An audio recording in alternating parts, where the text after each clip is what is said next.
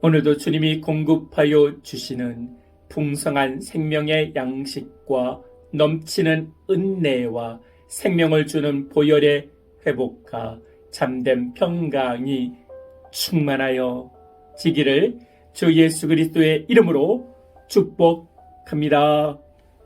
아멘. 오늘 말씀은 잠언 16장 1절 말씀입니다. 마음의 경영은 사람에게 있어도 말의 응답은 여호와께로부터 나오느니라. 아멘. 독실한 신앙을 가진 형제가 결혼 약속을 하고 예비 장인 어른을 만났습니다. 그리고 그 장인 어른이 묻습니다. 장래 계획이 무엇인가? 그러자 형제는 말씀과 기도에 힘을 쓰는 성경학자가 되는 것입니다. 라고 말을 했습니다. 그러자 장인 어른이 다시 묻습니다. 내 딸과 살 집을 위해 어떠한 계획을 하고 있는가?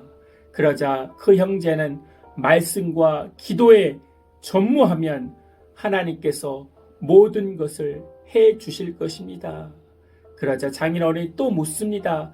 내 딸이 원하는 것들을 어떻게 사주겠는가? 그러자 형제는 저는 기도와 말씀에 더욱 전무할 것입니다. 그러면 자녀가 태어나면 자녀는 어떻게 키우겠는가?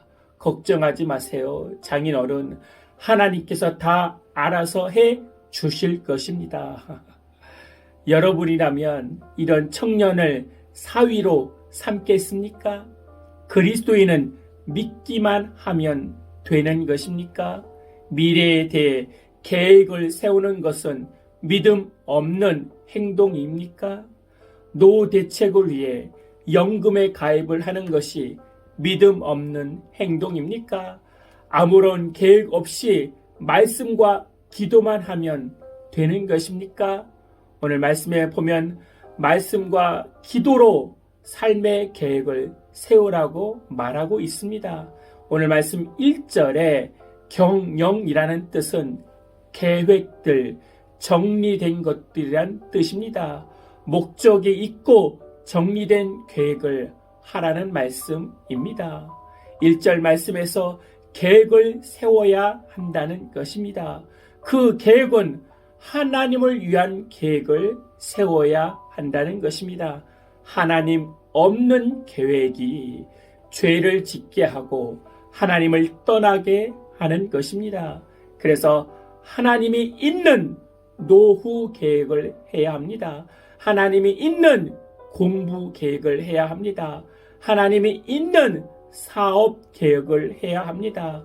하나님이 있는 내 집 장만을 해야 합니다. 하나님이 있는 치료 계획을 해야 합니다. 잠언 19장 21절에 사람의 마음에는 많은 계획이 있어도 오직 여호와의 뜻만이 완전히 서리라.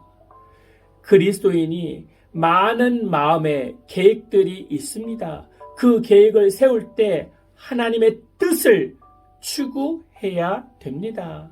그리스도인은 하나님의 뜻이 이루어지기를 간절히 소원하는 기초 위에 우리의 인생을 계획해야 되는 것입니다. 결혼하는 것도 내가 좋아하는 사람과 결혼하기보다는 하나님의 가정을 위해 결혼하는 것입니다. 부자가 되기 위해 돈을 버는 것이 아니라 하나님의 뜻대로 섬기기 위해 돈을 버는 것입니다. 우리의 인생의 계획이 모래 위에 지은 집으로 지어서는 안 됩니다. 우리의 인생의 계획은 하나님의 뜻, 반석 위에 두어야 합니다. 1절에서 9절까지 보면 8절 말씀을 제외하고 매 절마다 여호와의 이름이 기록되고 있습니다. 여호와를 어떻게 경외하는지, 여호와를 의뢰하는 삶이 얼마나 복된 삶인지 여호와께 집중하고 있습니다. 우리의 인생의 기초를 여호와께 두어야 합니다.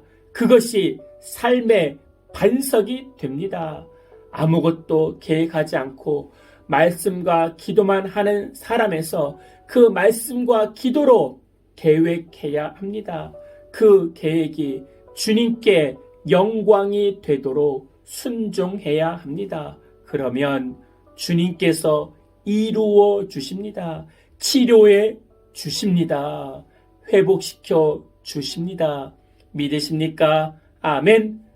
허공을 치는 기도가 아니라 주님의 말씀의 기초 위에 세부적인 계획을 세워서 주님의 뜻을 이루는 복된 백성들 되게 하여 주시옵소서.